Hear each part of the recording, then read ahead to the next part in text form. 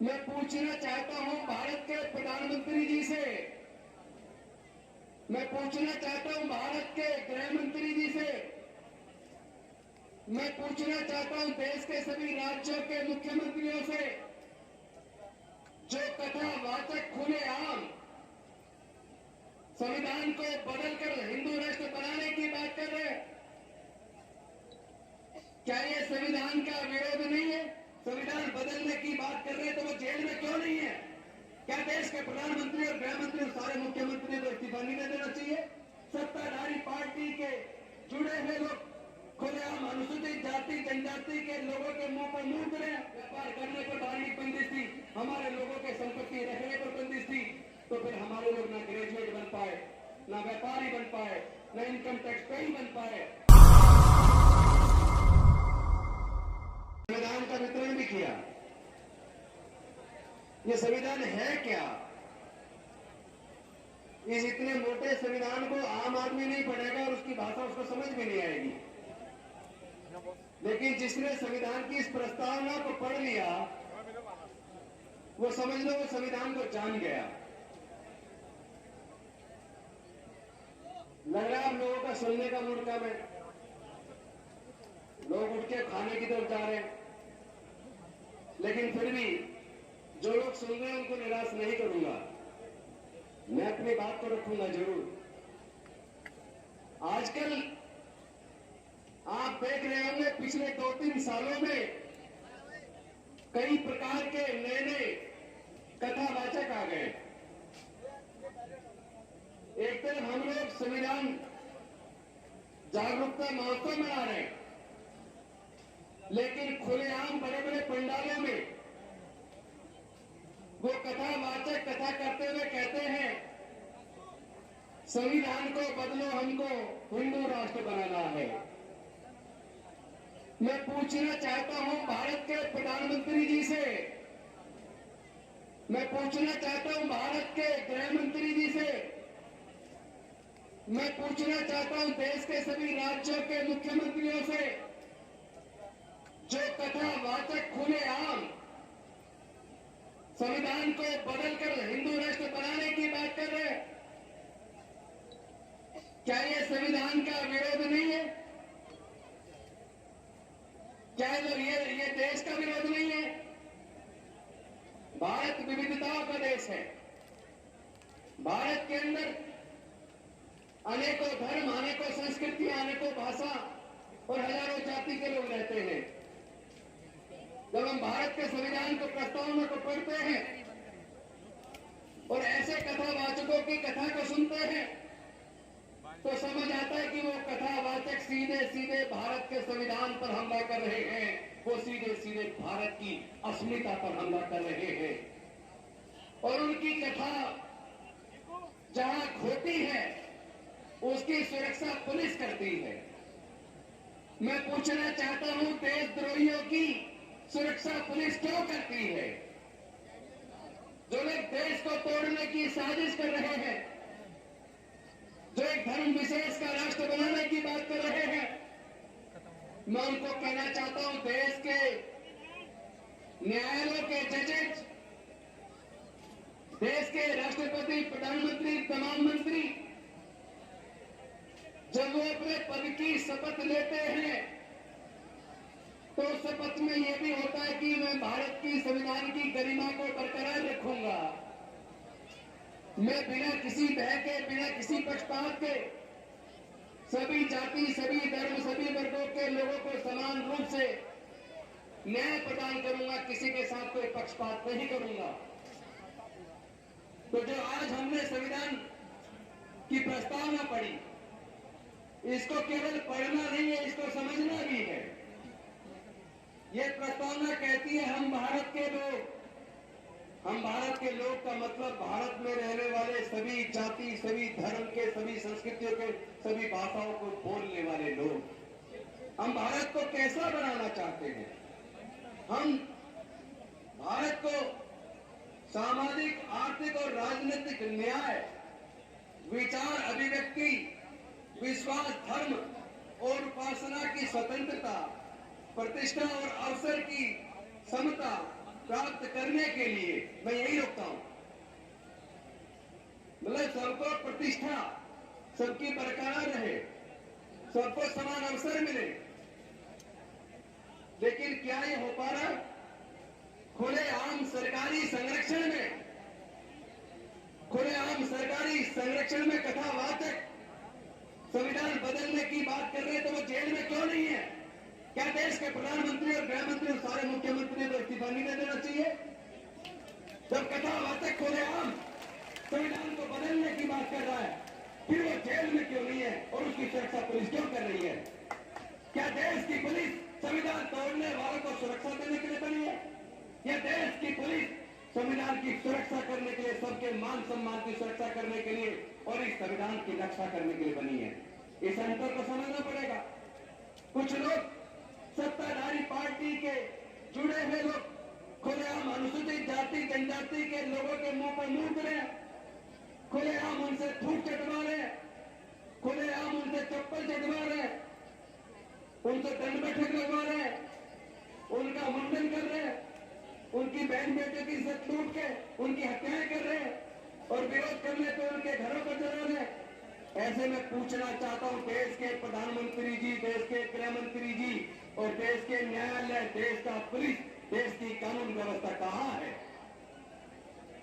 केवल ऐसे भाषण देने से काम चलेगा क्या?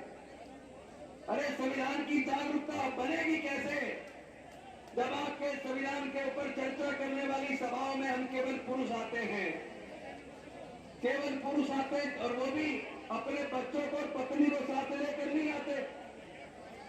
हम लोग पुरुष लोग संविधान के ऊपर चर्चा करते हैं, समाज के ऊपर होने वाले जुर्म जाति पर चर्चा करते हैं, और हमारे मोहल्ले में कथावाचक आता है, हमारी पत्नी और बच्चे उस कथा को सुनने जाते हैं और वहां कथा में वो संविधान बदलने की बात करता है, हिंदू राष्ट्र बनाने की बात करता है, हिंदू मुस्लिम की कत्ल करने की बात करता है, लोगों में नफरत फैलाता है, और हम यह संविधान बचाने की और मानवता की बात करते हैं, समता की, स्वतंत्रता की, बंधुता की, न्याय की बात करते हैं।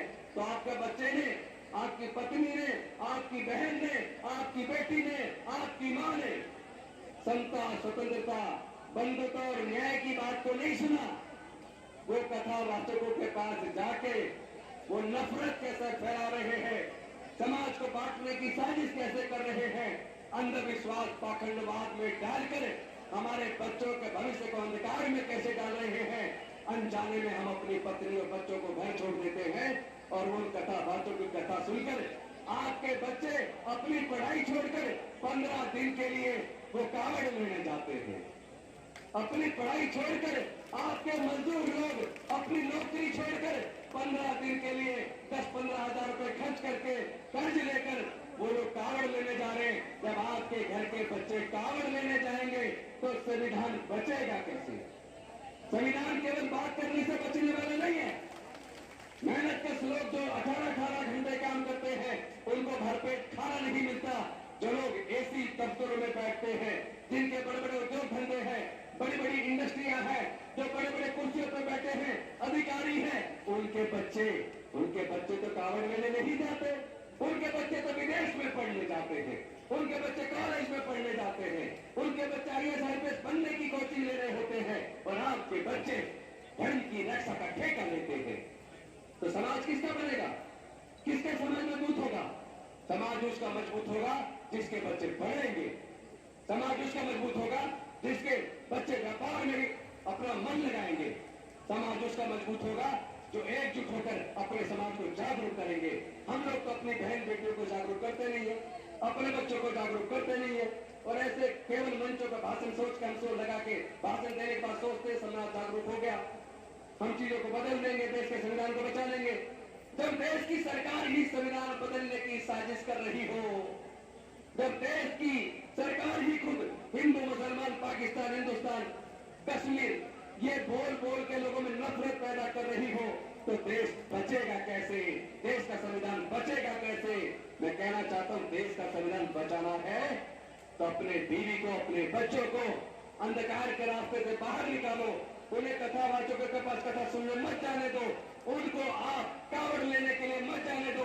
अपने बच्चों को स्कूल में भेजो, अपने बच्चों को कॉलेज में भेजो, अपने बच्चे के व्यापार के बारे में उसको समझाओ, अपने बच्चों को नौकरी की तैयारी करवाओ, अपने बच्चों को अंधकार, अंधविश्वास, पाखंडवाद से दूर निकालकर जो बाबा साहब ने दिया था वैज्ञानिक दृष्टिकोण, अपने बच्चों को सही और झूठ का एहसास करा दो, अपने बच्चे को अच्छे और बुरे का मार्गदर्शन करा दो। आपके बच्चों को जब अच्छे और बुरे में अंतर करना आ जाएगा तो संविधान बचा लेगा, तो संविधान के रास्ते पे चलेगा। संविधान बचेगा तो देश बचेगा, संविधान बचेगा तो देश का प्रजातंत्र बचेगा, संविधान बचेगा तो देश के एससी, एसटी, ओबीसी और माइनॉरिटी की इज्जत आबरू बचेगी। ये लोग जो मुंह पे मूत रहे, जो थूक चटवा रहे, जो चप्पल चटवा रहे और उसकी वीडियो बनाकर वो वीडियो क्यों डालते हैं, कभी सोचा आप लोगों ने? अरे वो ये वीडियो जानबूझकर बनाकर चलाते हैं ताकि आपके अंदर डर पैदा हो जाए। लेकिन मैं ऐसे लोगों को और उनके संरक्षण करने वाले नेताओं को, उन सरकारों को चेता देना चाहता हूं, आप जितनी मर्जी वीडियो बना के चला लेना, जितने मर्जी उत्पीड़न कर लेना, लेकिन हम ना डरने वाले हैं, ना झुकने वाले हैं, ना बिकने वाले हैं। हम मिटा देंगे ऐसे लोगों को जो संविधान को मिटाने का ख्वाब देखते हैं। हम लोग डॉक्टर बाबा साहब अम्बेडकर को मानने वाले लोग हैं, हम संत गुरु रविदास को मानने वाले लोग हैं, हम समता पसंद, न्याय पसंद लोग हैं, हम मानवता को मानने वाले लोग हैं। आप हमें डराने की अब सोचना मत, वरना नींद में भी आपको डरावने सपने आएंगे, नींद में भी आपको हमारे भाषण सुनने को मिलेंगे और हम लोग अपने समाज को इतना मजबूत कर देंगे, अपने समाज को इतना ताकतवर बना देंगे, क्योंकि हम जानते हैं हम 88% हैं, 88% लोग राज करेंगे। क्योंकि जैसा अभी राजकुमार सैनी जी कह रहे थे, डॉक्टर बाबा साहब अम्बेडकर ने कहा था, पहली पीढ़ी हमारी मारी जाएगी न्याय के लिए लड़ते हुए, दूसरी पीढ़ी न्याय के लिए लड़ते हुए जेल जाएगी और तीसरी पीढ़ी न्याय के लिए लड़ते हुए हुक्मरान बनेगी। मारे जाने वाली पीढ़ी का दौर खत्म हो गया, जेल जाने वाली पीढ़ी का दौर चल रहा है। आने वाले 2-3 साल बाद आप हुक्मरान बनेंगे। अब आप राज करने की स्थिति में आने वाले हैं, अपने ऊपर भरोसा तो करो।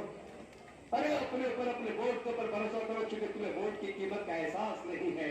जब देश का संविधान लिखा जा रहा था, देश आजाद होने वाला था, संविधान सभा के सामने प्रश्न आया कि अब सरकार अपने सरकार, हमारी जनता सरकार चुनेगी, अंग्रेज जाने वाले हैं, तो वोट देने का अधिकार किसको मिलना चाहिए?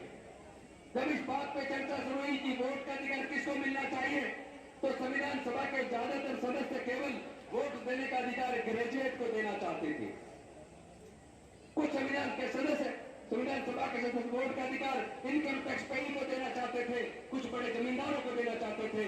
यानी कुल मिला के संविधान सभा के ज्यादातर सदस्य केवल 5% लोगों को वोट का अधिकार देना चाहते थे। लेकिन डॉक्टर बाबा साहब अम्बेडकर जी ने सोचा, इस वर्णवादी मनवादी व्यवस्था में हमारे लोगों के पढ़ने लिखने पर धार्मिक बंदिश थी, हमारे लोगों के व्यापार करने पर धार्मिक बंदिश थी, हमारे लोगों के संपत्ति रखने पर बंदिश थी। तो फिर हमारे लोग ना ग्रेजुएट बन पाए, ना व्यापारी बन पाए, ना इनकम टैक्स पेयर बन पाए। तो इसका मतलब ये संविधान सभा के सदस्य देश के अनुसूचित जाति, जनजाति, पिछड़े वर्ग और गरीबों को, मजदूरों को, किसानों को, महिलाओं को वोट का अधिकार देना नहीं चाहते।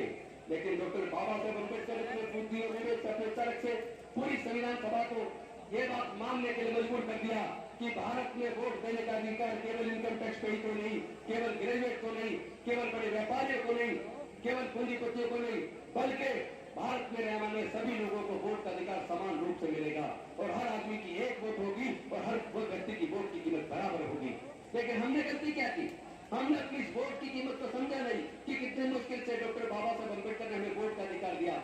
हमने अपनी कीमत को नहीं समझा वोट की, हमने अपने वोटों को शराब की बोतल में 1000-2000 रुपए में, 10-5 किलो अनाज में हमने अपने वोट को बेच दिया। और हम ये भूल गए कि वो लोग जो हमारी वोट को खरीदते हैं, जिन लोगों के पैसे से वो हमारी वोट को खरीदते हैं, उन्हीं लोगों के हाथों वो हमारे बच्चों के भविष्य को बेच देते हैं।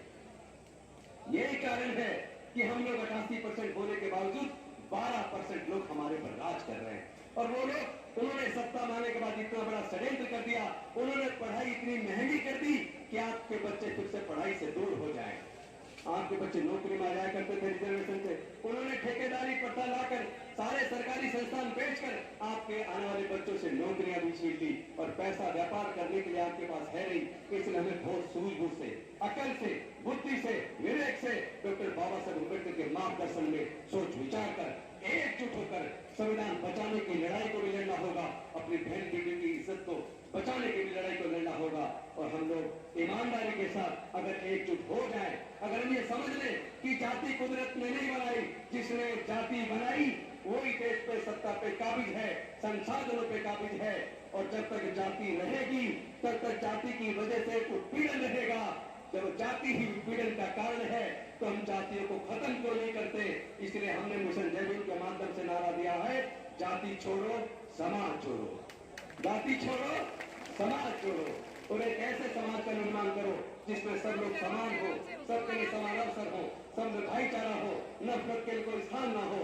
तो हम लोग इस कारवा को मजबूती के साथ आगे बढ़ाएंगे और ऐसे नेताओं के मंशूबों को, ऐसे लोगों के मंशूबों को साकार नहीं होने देंगे जो देश को तोड़ना चाहते हैं।